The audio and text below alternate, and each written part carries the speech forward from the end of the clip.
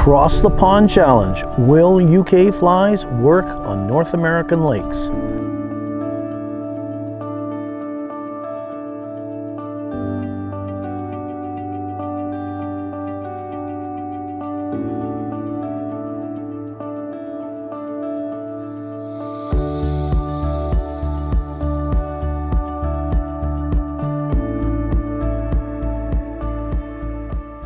Hello everyone, I'm Phil Rowley and welcome to my YouTube channel. If you've been here before, thanks for dropping by once again. If this is your first time visiting my channel, I provide fly tying and fly fishing video content that I hope makes your next day on the water just that little bit more successful. Today I'm coming to you from beautiful Corbet Lake. I'm staying at Corbet Lake Lodge. This is located in beautiful British Columbia. This is a lake with crystal clear waters, good hatches, fish that love to chase both imitative and attractor flies, and it's the perfect stage for my Across the Pond Challenge with good friend and fellow YouTuber Rhys Wadley. Rhys has a great channel, Rhys's Fishes. If you haven't subscribed or checked it out before, I encourage you to do so. The link will be in the description below. Rhys has provided me 10 of his favorite stillwater patterns. We've got buzzers, de-all-backs, cormorants, and a selection of attractor flies. Corbet is famous for its imitative fishery because there's damsels and mayflies on the go here today, and it's also known for its great attractor bite. So I'm hoping to give these flies a really good testing because they look fantastic and I want to make sure they're a common complement to my stillwater fly box. So join me. I'll be going through all the gear I'm going to be using with each fly, and let's see how I do. Well, I've been fishing Rhys's ecstasy worm, the pink one. It works. Hooked a fish right at the boat. Sadly, I lost it, but using my clean sweep line, been anchored along the edge of a drop off here. At times the wind's blowing in my face, so it makes it a little challenging. But I saw a fish cruising along here, and sure enough, about 4 or 5 casts, 15 to 20 seconds down, 3 to 4 inch strip pause retrieve, a little aggressive, get that little ecstasy material in the tail moving, and fish just socked it. So I'm going to try a little bit more, but if I don't get one, nonetheless, this fly still works. Rhys, well done. It's going in my fly box.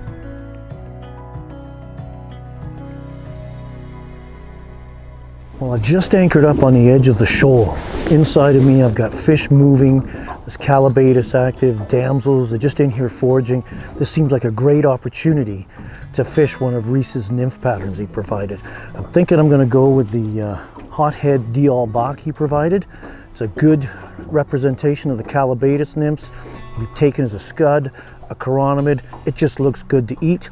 Got my 6-weight mystic and my real elite technical trout. I want a nice delicate presentation. I got about 12 foot a leader. I'm just going to cast downwind, let it swing a little bit, slow hand twist retrieve. Let's see what I can call up and what this fly can call up. I've got pretty good hopes this is going to work. Here we go. Second cast with a little hothead dial back, just a floating line. Slow hand twist retrieve. Short leader, well not short, 12, 14 feet. Just letting it wind drift around. Rhys, it's in the box now. This is great. Beautiful little rainbow. There's calabatus around.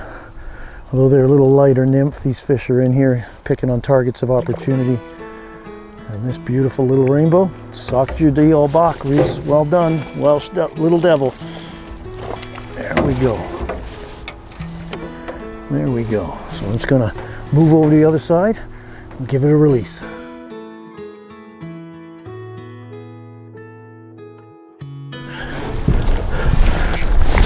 We got a fish on the de-all-back.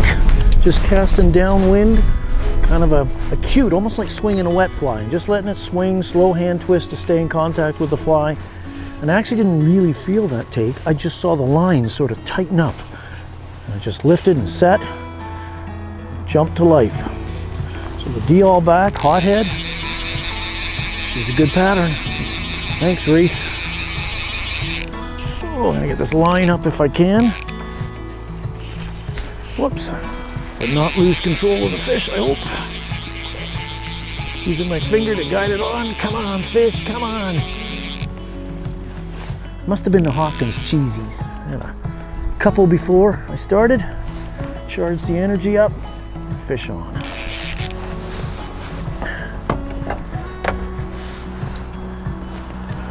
Oh, these Corbet fish fight good.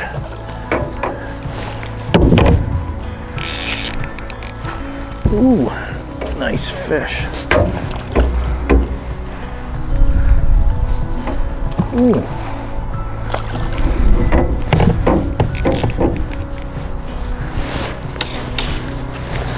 Get that tipping right in the corner of the mouth. In she goes.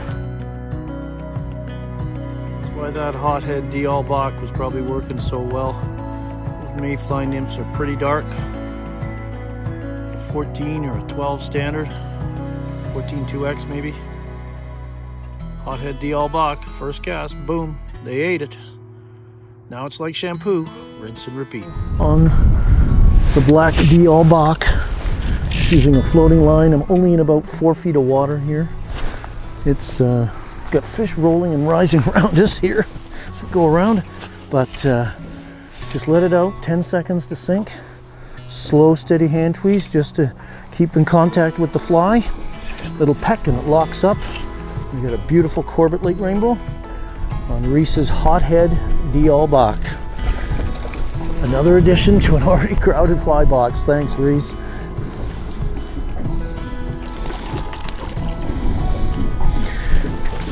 There we go.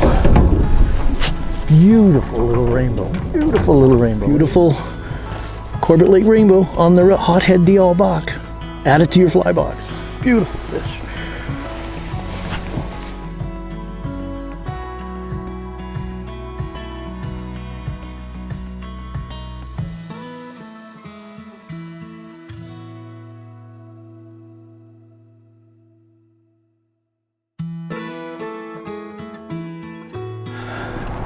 Sitting in a perfect little spot here. We've had some cloud cover come in, which has been good because it's dropped the wind down. Of course, we've lost some sun, so I'm probably going to put my rain jacket back on again and take a little bit of the edge off. But we're sitting right on the edge of a drop off. This shoal curls around to my left. It's shallow on here. There's a few fish up on the surface. We've had some Calabatus mayflies active, so a good place to try some of Rhys's smaller flies, such as this Dialbach, cormorant. I've got deep water out here. I can work some of his buzzer or chironomid patterns on a midge tip with a long leader, or I can fish some of his attractors using some sinking line stuff. So promising looking location. Let's see if we can take some more of Rhys's flies for a swim and get a few more fish to eat them. All right, I've given the chamois worm about 15-20 minutes. I didn't catch anything, but I had a good solid bump and I had 2 fish follow this right to the boat. Tried to get them on the hang, they wouldn't take it. So Rhys, still a great fly. I'm sure it's going to work for me at some point, but I'm just going to change it out for one, or maybe the Apps worm you gave me, and we'll give that a try. Something maybe a little smaller, and we'll see how that goes. So I switched up from the chamois worm to one of Rhys's Apps worms with the fluorescent orange body, the red stretch floss rib, and the 2 legs sticking out, 4.5, long and gangly. Was working the deeper water, saw a few fish cruising right along the edge of the drop-off, only down a little bit, so I cast parallel to the drop. I let it sink 10 seconds. First cast I did that, this beautiful little rainbow socked it.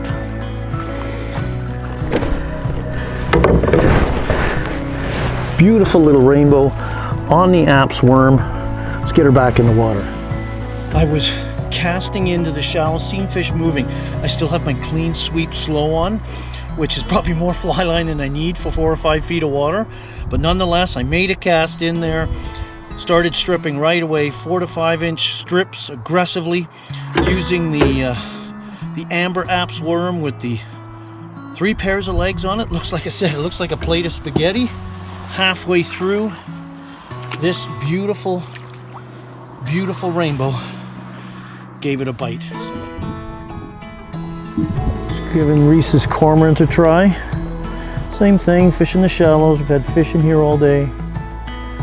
Just using the floating line, slow hand twist retrieve. Just letting the wind swing it around. Already had a pluck at it. So we'll keep working this, see if we can touch one up. But if they're plucking at it, I'm pretty sure they'll eat it. I just have to do a better job of setting the hook. Not sure if you can hear the wind in the trees around me, but the wind has definitely come up. It's late in the day. It's time to get off the water. I've got to go down and pick up the boat, put it back on the trailer. Rhys, your flies worked wonderfully here. You should be proud of yourself. Every fly got a tug, a look, and most importantly, caught fish. For those that didn't catch fish, it was either my error of not setting the hook properly or losing them, or in the case of the chamois worm, I didn't work it long enough. We had mayflies hatching, so there was a couple times I got distracted into more of a match the hatch game than an across the pond challenge. But Rhys, your flies worked wonderfully. The ecstasy worm caught fish on that. Your apps worms caught fish on those. Chamois worms had fish follow. I know if I'd worked them harder and hadn't been distracted by calabatus mayflies, they would have caught. Got a tug on the cormorant, I missed it. My fault. The fish did the job, the fly did the job, I didn't. Your Diol box, wonderful. Your chironomid pupa worked wonderful. Fishing a naked line, bit of a long leader on the shoals. The fish were on the shoals feeding, and they took all of your flies with gusto. So I hope everyone enjoyed today's video. If you like what you're seeing on my channel, please consider subscribing. If you like this video, of course, please give it a like. Be sure to check out Rhys's channel, Rhys Fishes. The link will be in the description below. And if you want to see some of these flies tied on my channel, let me know in the comments section as well. I hope to see you next time when I'm out on the water.